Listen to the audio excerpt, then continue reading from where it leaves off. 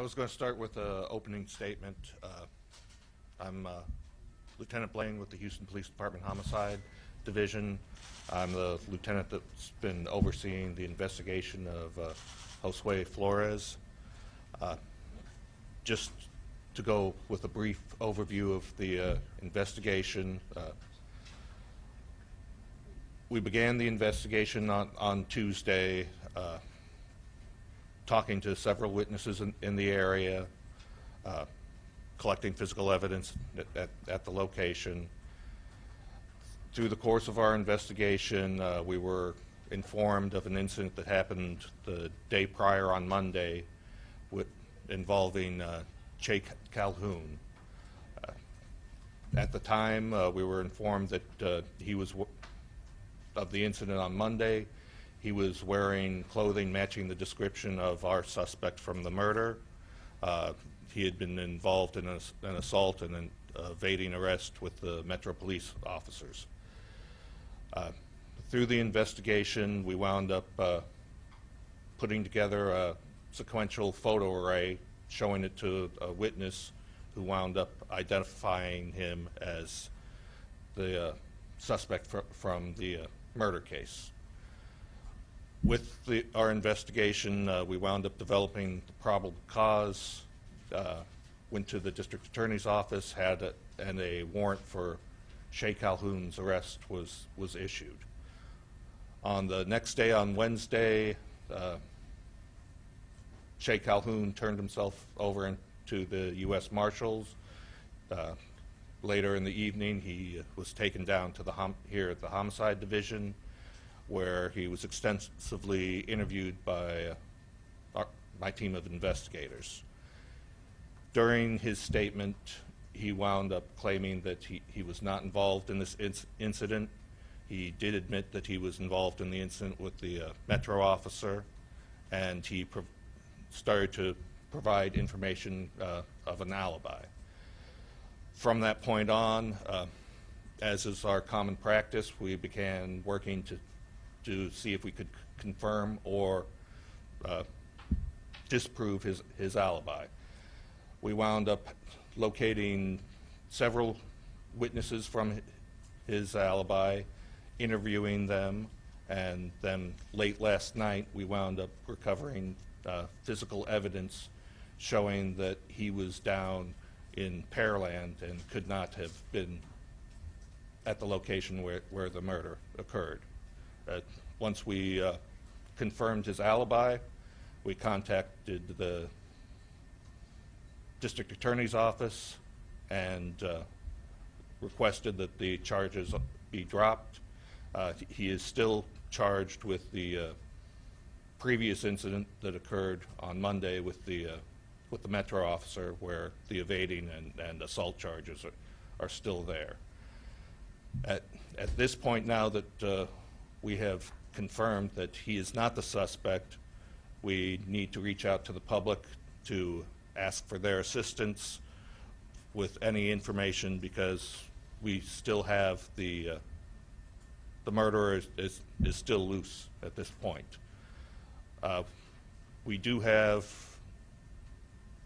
my team has been in contact with the Central Patrol in the area, along with TAC teams and also the homeless outreach team, who are attempting to locate any information from people in the area, but we still want to wind up asking the public if anyone has any information about who did commit this murder, that we believe that there should be someone who's seen this suspect.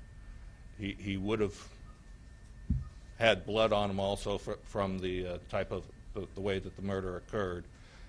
The description that we have for the suspect that we're looking for right now is a 25 to 30-year-old black male, approximately 6 feet tall, 180 to 120 pounds.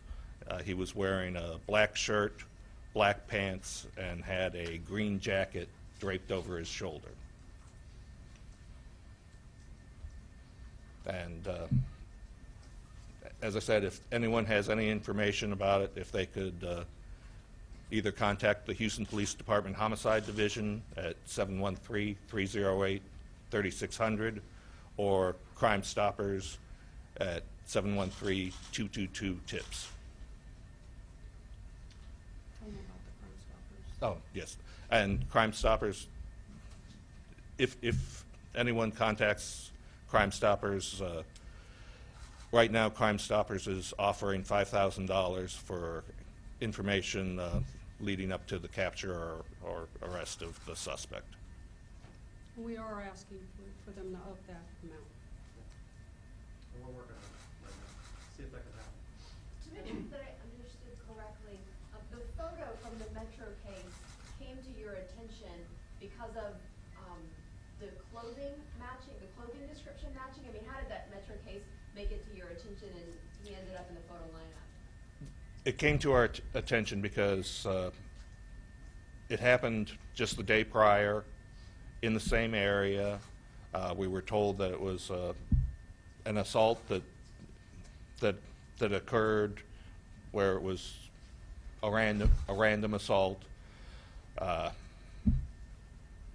and also on top of that, the area where he ran on Monday to was the same location that our suspect ran to on Tuesday. So do you still believe that the suspect is a homeless man? At this point, we don't know whether the suspect is homeless or not. Did witnesses in the area recognize him? I know a lot of people in the communities, know each other, a lot of familiar faces. Clearly they got it wrong the first time, but is there anything you can add about that? Did they recognize? Well, do people in the neighborhood recognize that the person is a homeless man who's in the area? Just wondering if, there are any leads you're following in that. Oh, at this point, the suspect for the murder, the witnesses that we have did not recognize him from the area. So you have the eyewitnesses. They pick this person out of a photo array. What does that do to your ability now to use your eyewitnesses in furthering your case? I mean, what does that say about the use of eyewitnesses overall when it comes to making arrests and solving crimes? Well, we don't rely, and as on this case also, we don't rely solely on the eyewitness identification.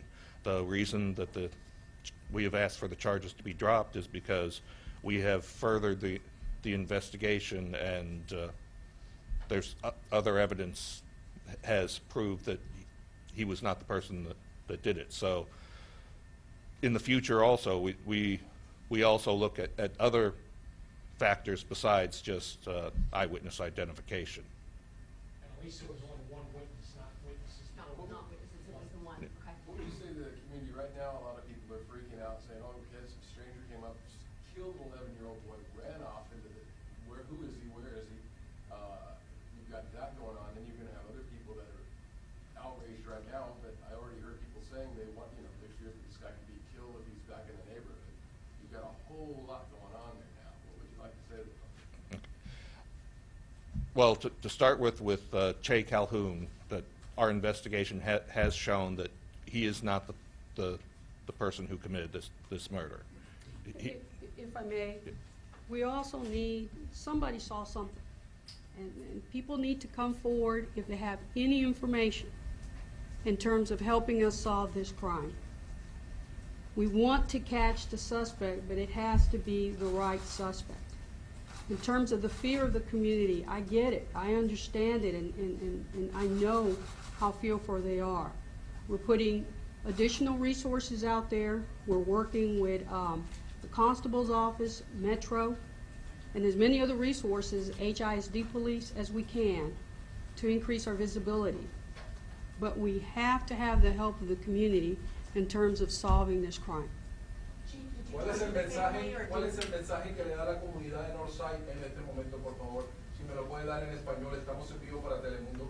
El mensaje de la comunidad de Northside, por favor. Lo que dije fue que sí estamos buscando el sospechoso, pero tiene que ser el sospechoso correcto.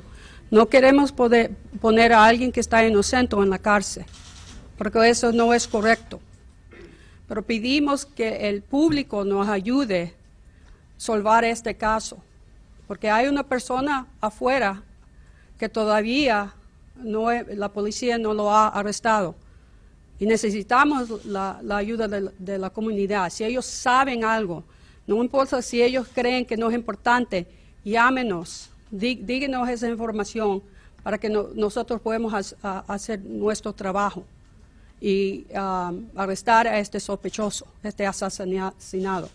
Sí, ¿cómo puede sentirse más segura la comunidad que vive en esta zona? Porque si bien están en pánico, habían hablado con el alcalde también, mostrándose preocupados, asustados. ¿Cómo les puede dar usted más seguridad respecto a...? Y yo entiendo eso. Yo entiendo que la comunidad tiene miedo ahorita. Estamos trabajando con diferentes organizaciones, otros policías, departamentos de policías, el departamento de HISD. Estamos trabajando con los constables, con Metro, y vamos a poner la visibilidad para que ellos miren a la policía, que ellos sepan que nosotros estamos ahí para protegerlos y que vamos a hacer todo posible para asegurar la comunidad. When charging him with murder, how strong did you guys feel the case was at that point? At that point, we felt that the case was strong enough under the circumstances that we needed to release his information out to the public because of the public safety reasons to contact him and interview him. His picture has now been blasted all over the world. Calhoun, suspected murderer of this innocent 11-year-old boy. Do you think HPD made a mistake, acted too early by releasing all that information? At this point, we had developed the probable cause. Yes, it is unfortunate that he is not the suspect, but with the information that we had at the time, I believe that we acted appropriately, and we have done our due diligence to continue the investigation, and as soon as we were able to confirm his alibi, that we contacted the DA's office. This was a horrendous crime. We had an eyewitness. This guy had already committed a crime, and the investigators did their due diligence. He would have been arrested anyways because of the other charges. And what they did is what the Houston Police Department always does. Even though we have a suspect in custody, we're going to do our due diligence. We have to make sure it's the correct person. When talking to the family, though, I gave them the information that a suspect had been caught, and they even said, it sounds too good to be true. You know? What have you told them now? When did you announce to them and tell them these charges have been dropped? This morning, both the district attorney's office and one of my sergeants who's leading the investigation contacted the family and basically let them know that the information that we've just released to all of you. At this point, is there any motive in y'all having closer to having a motive for this killing? Or are you also proceeding with this little random act? Yes, right now we believe that this was a random act. There's no evidence indicating that Josue was intentionally targeted, that this was just a random act of someone assaulting a child on the street. The chief made a very good point in saying that somebody saw something, somebody knows something, but of the people that you've talked to, the eyewitnesses so far, can you now say that none of those eyewitnesses saw the person well enough to identify them in a lineup, because the first lineup you ran failed and they identified that individual, even if you had other reasoning and other stuff that was going to lead you to make that arrest? I mean, they did identify Mr. Calhoun, correct? As we said, one witness identified him. So at this point, yes, this will make it more difficult, but we still have leads that we can follow and avenues and other witnesses that we can rely upon in this case. What kind of evidence have you seen yield that can help you if your eyewitnesses are credibility? At this point, we have DNA evidence that's currently being processed also at the scene, and whenever we wind up locating the suspect, we don't know what other evidence that we may wind up getting from that also. Did you cover, I mean, do you guys have the knife or you don't have the knife? At this point, we do not know that we have the knife, no. Okay, you do not. Chief Montalvo, ¿usted podría decirme la pregunta que le hicieron sobre el proceso de velar la foto? ¿Es un proceso que debe hacerse cada vez que ocurre un caso como estos? ¿Puede decírmelo en cámara, por favor? Estamos en vivo para Telemundo. Es un proceso que usamos para identificar los sospechosos y la gente, si ellos vieron un crimen, ellos nos ayudan si nosotros tenemos información que este puede ser una persona que estamos buscando. Pero no solamente usamos eso, porque tenemos que trabajar toda la información para estar seguros que tenemos el correcto persona que ha cometido el crimen. Chief Montalvo, para Noticias Univisión 45, ¿ustedes han hablado ya con la familia? ¿Han estado ya en contacto? ¿Le dieron la noticia de lo que pasó? ¿De que este sospechoso finalmente no está conectado al homicidio de Josué? Sí. ¿Qué les dijeron la familia? ¿Cómo se sintieron? Claro, no se sintieron bien. Los investigadores hablaron con la familia. Pero si ustedes se acuerdan, la familia dijo que ellos querían la persona correcta. Ellos dijeron eso en el principio. Y ellos entienden que nosotros estamos haciendo todo posible para resolver este caso. I'm sorry, did you say something about the family? Is that, do you mind? Yes. The family was notified by the investigators, and the question was the family upset? I stated that, of course, they're going to be upset. But I also reminded the reporter that, if you recall, the family also said they wanted the correct individual arrested. And they understood that we're doing the very best that we can, and we're not going to stop. We're going to do what we have to do to resolve this. Chief Montalvo, sospechoso Calhoun, ¿él va a ser liberado? ¿Cuál es el estatus legal de él ahora que no tiene ya el cargo del homicidio de niño? They're asking what his legal position is now, so he's still in jail. Yes, he's still in jail and charged with the assault and evading from the... Todavía está en la cárcel y está cargado sobre el asalto que él hizo anterior. What are you guys doing to stop him from keeping him safe? Now that he went out there, that he was the suspect, of course. Well, he's still in jail Sure. before the assault. So There's a whole bunch, I mean, are you putting him in special custody or something? Is there any plan for when he gets out? Help him get out of here? it's not our jail. So I mean, he has his due process. I'm sure that's going to involve him going to court, and that's so.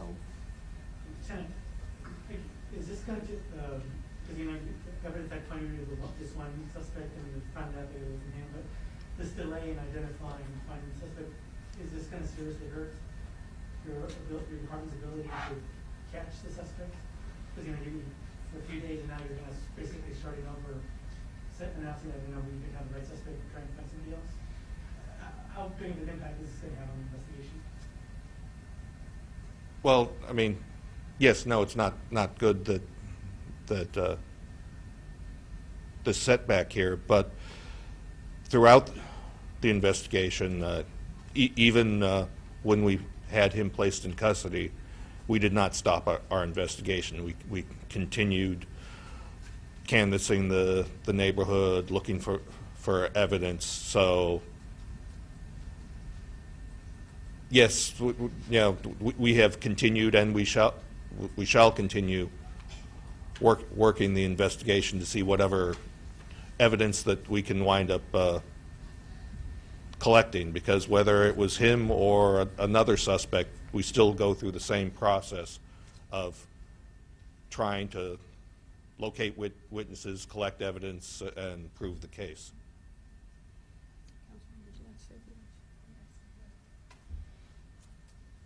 Councilmember, if you can identify yourself, please. So I'm Councilmember Carla Cisneros. I represent District H, where the scene the crime happened and we lost this precious life. You asked, was the family upset? I can tell you the whole community is upset. They were upset. They were outraged yesterday. We had a community meeting that was maybe 200 people there, and there was a lot of intense feeling and anger and sadness and just feeling outraged that this happened. So this is very alarming news and frightening news. There was a lot of questions last night of what can the community do to protect themselves. The law enforcement will be looking, in partnership with the different branches of law enforcement working together. But comments that have already been made by Chief Montalvo about somebody saw something, somebody knows something, are important. It's not the time to hide in our houses. We need to be sitting on our porches, watching the streets. That man is still out there. And so part of what we need to do is, and there was a lot of talk about this last night at the meeting, is the community coming together, helping watch out for each other, helping apprehend this monster. Thank you. Councilmember, yes. We gauge some Hispanic African American tension emerging in this very emotional situation. Thoughts there? How do you hit that off, or did you feel that at the meeting last night? There was some of that started to emerge. There were other people, though, that stood up and said, wait a minute, this is the wrong direction to go in. This is inappropriate. There was a story that was told about some African American friends of Josue that came and people started to say intimidating things to them. And they were crying and they were upset. And so, it was really wonderful to hear, others, that in this meeting last night totally stand up and say, this is wrong. This is not a hate crime. This is not what this is about at all. Which I totally, appreciate their remarks. Any other questions for Lieutenant Blank? Lieutenant, did you want to add one more thing before we leave? Yes. I understand that we focused a lot on that the wrong person has been charged in this case, but right now I'd like to shift the focus on that we still need to find the correct suspect. We still need the calls and the tips coming in from the community on the suspect who did wind up killing Josue. So again, if anyone has any information that could be helpful, if they could contact either the Houston Police Department Homicide Division or Crime Stoppers. Lieutenant, one last question. Were any of Josue's possessions taken, or could it be determined whether any of his possessions were taken in this confrontation with the killer? No, we don't believe that any of his possessions were taken. But it's important that has not been 100% established yet. Yes. Lieutenant Chief, thank you. Councilmember, thank you.